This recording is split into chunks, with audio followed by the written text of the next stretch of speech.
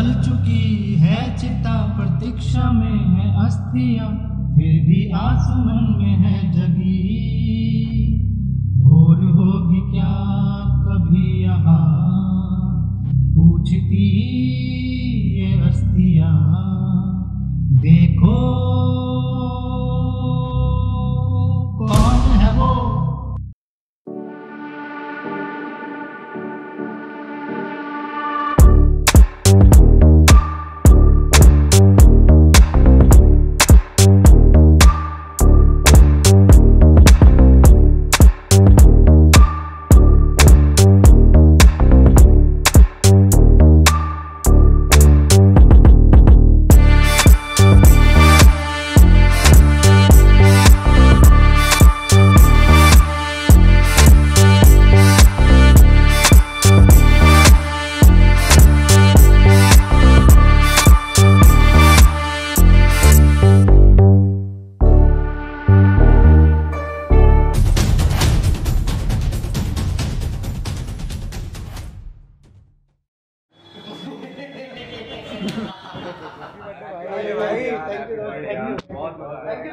Thank you आपका बहुत बहुत धन्यवाद कर्नल साहब। बिल्कुल गुड यार, जिसको देश का हीरो होना चाहिए उसे देश का सबसे बड़ा विलेन बना दिया। यार ये देश कभी सुधर ही नहीं सकता। गॉडसे जी ने किसके लिए जान दी? इस देश के लिए और हमारे लिए, और इसी देश ने उन्हें देशद्रोही और देश का सबसे बड़ा विलेन बना दिया। ये हमारी शिक्षा और हमारी राजनीति है ना, उसी के कारण उन्हें आज विलेन माना जाता है। यार छोड़ ना, इन सब बातों में कुछ नहीं रखा है। और गोडसे जी की अस्थियां जो है ना, वो कभी विसर्जित हो ही नहीं सकती, क्योंकि सिंधु नदी कभी ना तो भारत में मिलेगी और ना ही उनकी अस्थियां कभी विसर्जित होंगी। और ये देश क्या सोचता है? अगर हम ये सोचेंगे, मैं आपको बता दूं कि 99% भारतीयों को तो इस चीज़ से कोई मतलब ही नहीं है। और जो गोडसे जी की अस्थियों के बारे में बात करते हैं ना, उनको तो लोग अलग ही नजरों से देखते हैं। एक खंडित देश कभी एक नहीं हो सकता, और ना ही गोडसे जी की अस्थियां कभी विसर्जित होंगी। तू पार्टी करने आया यार, तू पार्टी कर, एंजॉय कर, और जो नहीं हो सकता उसको छोड़ दे। क्यों नहीं होगी उनकी अस्थियां विसर्जित? तू करेगा विसर्जित? मैं कौन होता उनकी अस्थियां विसर्जित करने वाला?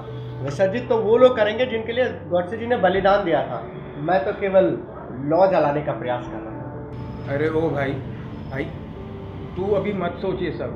जो देश को सोचने वाले हैं उन्हें सोचने दे। तू पार्टी करने आया है, एंजॉय करना यार, एंजॉय कर। भगत सिंह ने जब अपना बलिदान दिया था तो उनकी आयु 29 साल थी। खुदीराम बोस 17 साल के थे, और झांसी की रानी ने जब अपना बलिदान दिया था तब उनकी आयु 29 साल थी। मैं तो 26 साल का हो चुका हूँ यार। कुछ करने की कोई आयु नहीं होती। कर्नल साहब, आप तो पाकिस्तान जाने का रास्ता बता ही सकते हैं। बिल्कुल बता सकता हूँ। आप यहाँ से जैसलमेर होते जाएंगे, वहाँ एक गाँव है लोंगे वाला। जब लोंगे वाले पहुँचेंगे वहाँ पर, तो हमारे जान पाएंगे वहाँ पर जनरल कलर मिलेंगे। और जब आप उनसे मदद मांगे तो आपको पाकिस्तान जाने का पूरा प्रॉपर तरीके से आपको हेल्प करेंगे। और मैं यही कहूँगा कि आप जाएं, अपना हौसले के साथ बुलंद करें अपना, और प्रयास करें कि सफल हो जाए। और फिर जय लौंगे वाला पहुंचा। वहाँ जाकर वो कर्नल के बताए हुए उनके दोस्त मेजर, जिसकी पोस्टिंग लौंगे वाला बॉर्डर पर थी, उनसे मिला। उस मेजर ने जय को लौंगे वाला गांव पार करवा कर एक कच्चा रास्ता दिखाया जो सीधा पाकिस्तान में जंगलों के रास्ते होते गुजरता था। और फिर जय 2 दिन 1 रात जंगल के अंदर से होते हुए दूसरे मुल्क में दाखिल हुआ। और अगली सुबह वेलकम टू पाकिस्तान।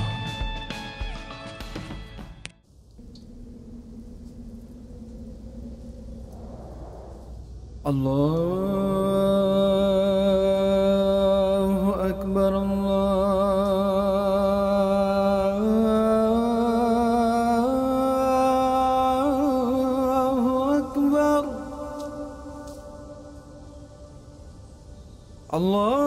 अल्लाहु अकबर,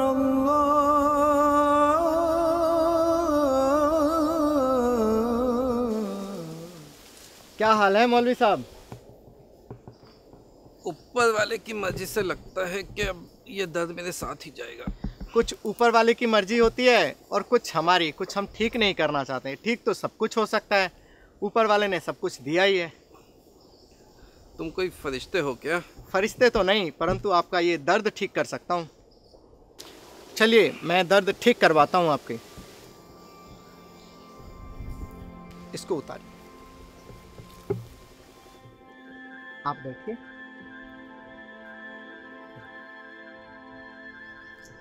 हाँ, अब सर ऊपर करिए। हाँ, ये नीचे। अब सर नीचे करिए और कमर ऊपर करिए। ऊपर करिए कमर। हाँ, अब भुजंगासन में इस वाले ऐसे लेट जाइए, पैर चला के। अब हाँ, ऊपर उठाइए, ये नीचे ऊपर उठाइए। हाँ, बहुत बढ़िया, उठ जाइए, आराम से उठ जाइए मौलवी साहब।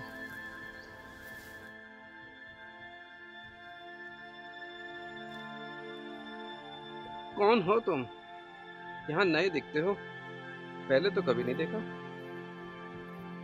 25 साल पहले मेरे घर वाले यहाँ से घर बेच के लाहौर चले गए थे। आज सोचा देख लूँ, यहाँ मिलने आया हूँ सबसे। ऊपर वाला तुम्हारी मन्नत पूरी करे। अब्बू, ये लड़का कौन है? पता नहीं कौन है, पर मेरे लिए तो फरिश्ता है। देख, इसने मेरा कमर सही कर दिया। अब तो लगता है मैं फुटबॉल भी खेल सकता हूँ।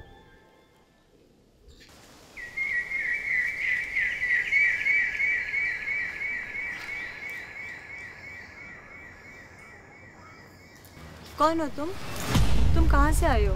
हमारे मुल्क के तो नहीं लगते, क्योंकि यहाँ तो ऐसा कोई नहीं करता। धरती के एक टुकड़े का नाम देने से उसे मुल्क समझ बैठी। क्या मतलब? नहीं, कुछ नहीं, कुछ नहीं। तुमने जवाब नहीं दिया। ना तुम यहाँ के हो, ना तुम यहाँ के लगते हो। तुम कोई एजेंट हो? क्या करने आए हो तुम यहाँ? तुम बोलते क्यों नहीं हो? क्योंकि तुम इतना बोलती हो, मैं बोलकर क्या करूं? और एजेंट? किसका एजेंट? मैं तो यहाँ अपनों को अपनों से मिलाने आया हूँ। तुम बताते हो कौन हो या? तुम्हारे मुल्क में गेहूं चावल की जगह बंदूक की खेती होती है क्या? हमारे मुल्क में आए हुए लोगों का स्वागत खाने पीने की चीज़ों से करते हैं। तुम्हारे मुल्क में बंदूक से, इसीलिए तो चारों ओर बंदूकें ही बंदूकें चलती है और अपनों के दुश्मन अपने ही हैं। बात तो ठीक है। मेरे मुल्क में सब लोग एक दूसरे को मारते रहते हैं, कभी ब्लास्ट में, कभी सड़कों पर अंधाधुंध गोलियां चलाकर।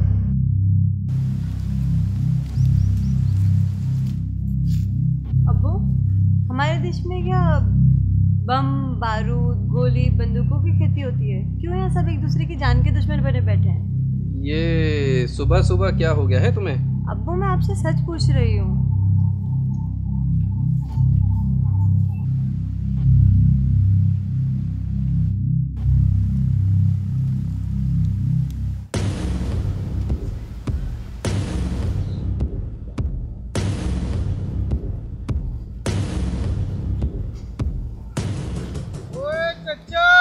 पानी मिलेगा क्या?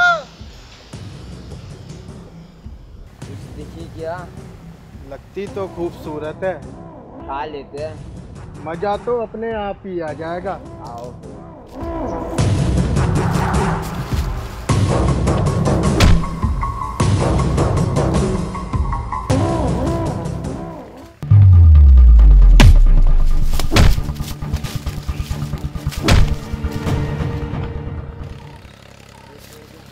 मैं तुम्हें मारने नहीं, बचाने आया हूँ। हिंदुस्तानी मारता नहीं, बचाता है।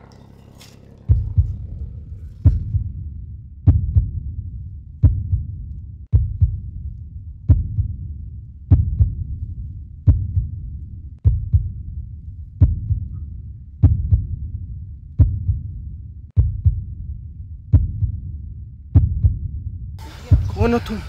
तुम इस मुल्क के तो नहीं लगते, पर तुम जो भी हो, तुम वो खुदा के एक नेक बंदे हो। लगता है तुम किसी मकसद से आए हो। अब से तुम्हारा मकसद हमारा मकसद।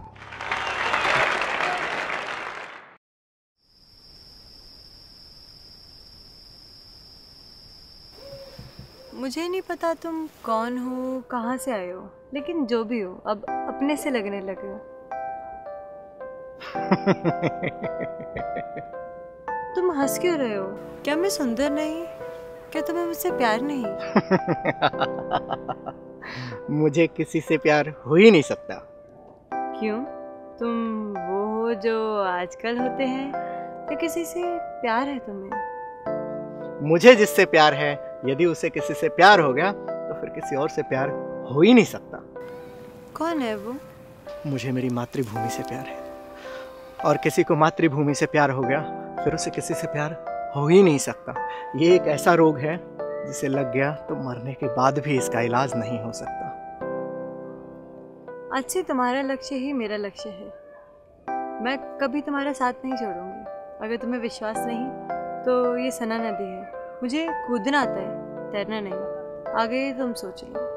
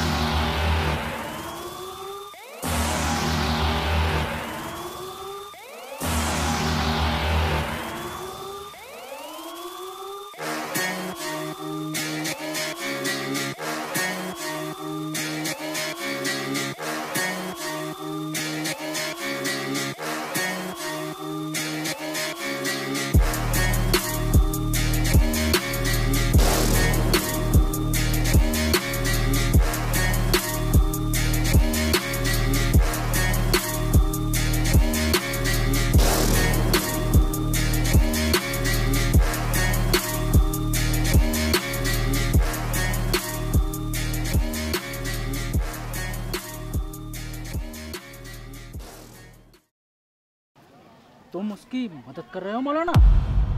मैं कौन होता हूँ उसकी मदद करने वाला? जो नेक काम करता है ऊपर वाला उसकी मदद खुद करता है। वो तो हम सबकी मदद करने आए हैं। मैं कहाँ उसकी मदद कर रहा हूँ? तुम अपने मुल्क से गद्दारी कर रहे हो मौलाना? बरखुरदार, इस मुल्क ने हमें दिया ही क्या है जलालत के सिवाय?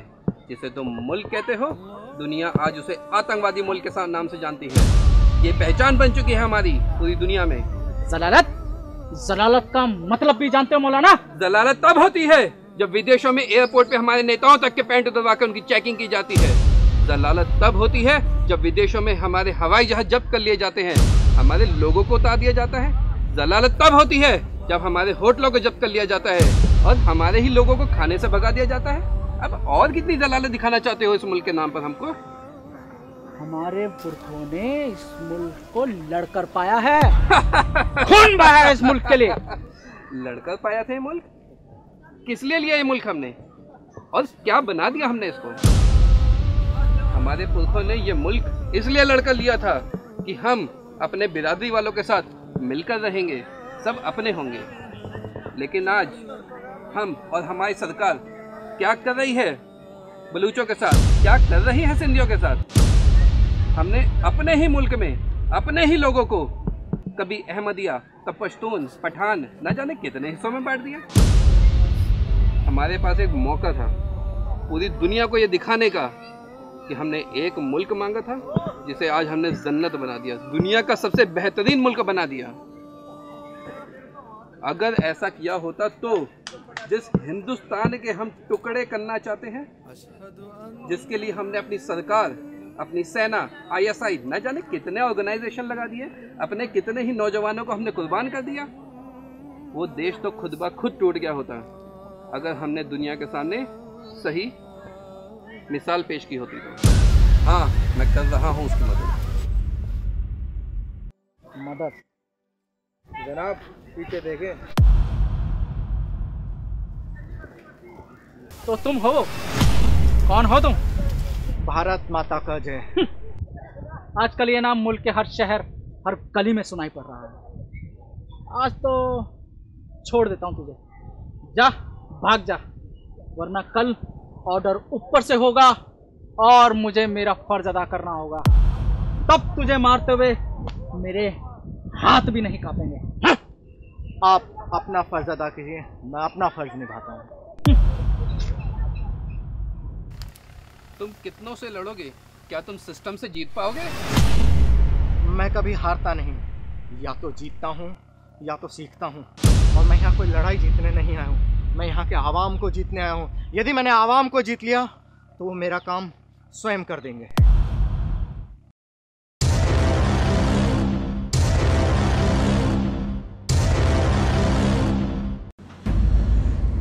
क्या हमारी सेना इतनी कमजोर हो गई है या आईएसआई का दिमाग चलना बंद हो गया है? वो सारे लड़ाके हमारी एजेंसीज एक गधने से लौंडे के सामने सब फीके पड़ गए। मुंह लटकाए क्यों बैठे हो? जनाब, हमारे लड़कों ने पता किया है, वो लौंडा बहुत तेज और चालाक है। उसके सामने आते ही वो दुश्मनों को पल भर में ढेर कर देता है। और यही नहीं, सबसे बड़ी बात तो ये कि वो गिरोहों को उठाकर अपने गले से लगा लेता है। इसलिए हमारे फिदायीन भी उसके हमदर्द बन बैठे हैं। ये देखिए,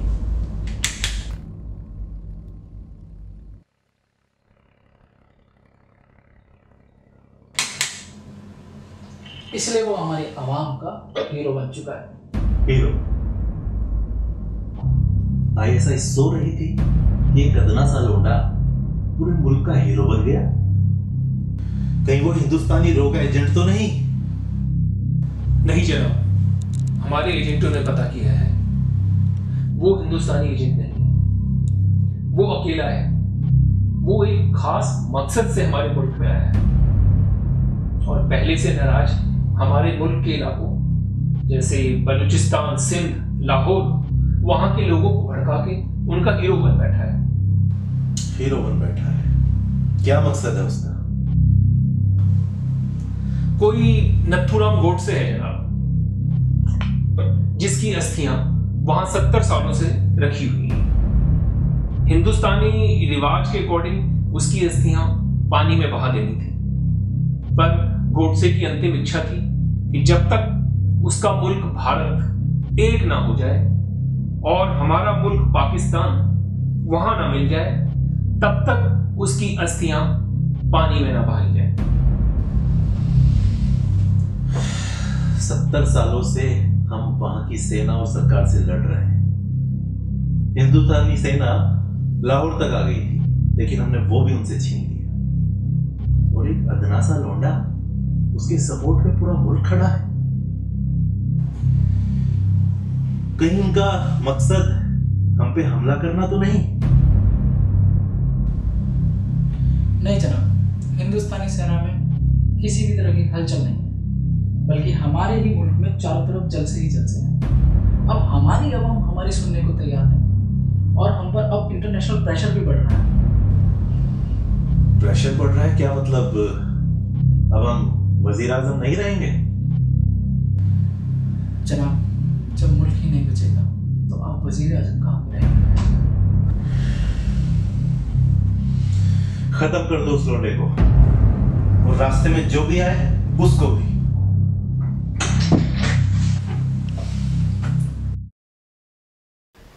तुम्हारी मंजिल पास है, सारी आवाम तुम्हारे साथ खड़ी है। तुम दोनों फौरन भाग जाओ, फौज ने तुम्हें चारों ओर से घेर लिया है। अब क्या होगा? अब वो घड़ी आ गई है जिसके लिए मेरा जन्म हुआ था और जिसके लिए हर क्रांतिकारी का जन्म होता है। सना, तुम अब यहाँ से भाग जाओ, मेरे साथ रहना तुम्हारा ठीक नहीं है। तुम्हारी मंजिल तुम्हारे सामने खड़ी है और मुझे मेरी मंजिल पाने से रोक रहे हो। मोहब्बत की है मैंने तुमसे। पागल मत बनो, तुम्हें मेरे साथ रहना ठीक नहीं है, मार देंगे बोलो तुम्हें।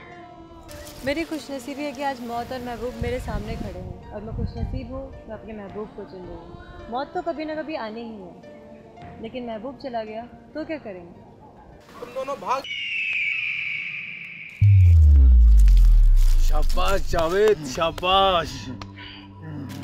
बिल्ले, ओ बिल्ले, इसे मत बांध, ये कहीं नहीं भागेगी। इसका माशूक जो हमारे कब्जे में है। ले, तू इसकी खातिरदारी कर, मैं इसकी माशूका की खातिरदारी करता हूँ। भूरा, पहले इससे निपट लेते हैं, फिर इसकी खातिरदारी करेंगे। भूरा, तू फिक्र मत कर।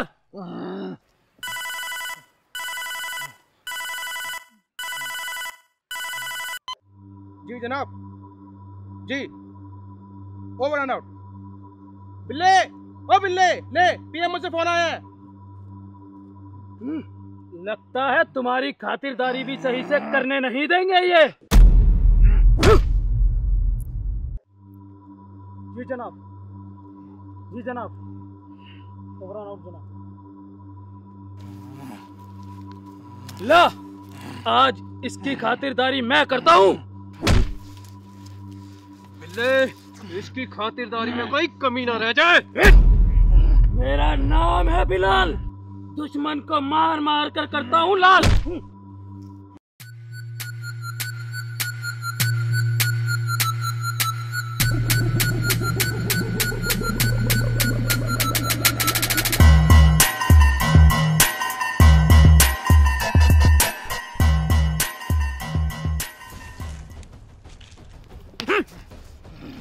तूने अकेले लौंडे ने हमारे पूरे मुल्क की ऐसी तैसी कर दी। पूरा हिंदुस्तान भी आज तक इस मुल्क का कुछ नहीं उखाड़ पाया, तो तूने हमारी आवाम के साथ हमारा मुल्क बर्बाद करना चाहा।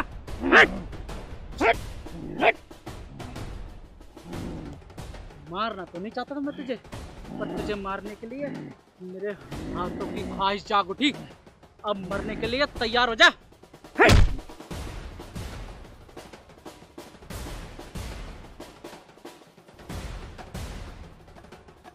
भूरा, ओ भूरा, अवाम का हजूम हमारी ओर बढ़ रहा है। इसे मारने का ऑर्डर मिल चुका है, जल्दी मार इसे। जनाब जल्दी करे, आवाम हमारी तरफ बढ़ रही है। आ गए हैं तेरे जानने वाले।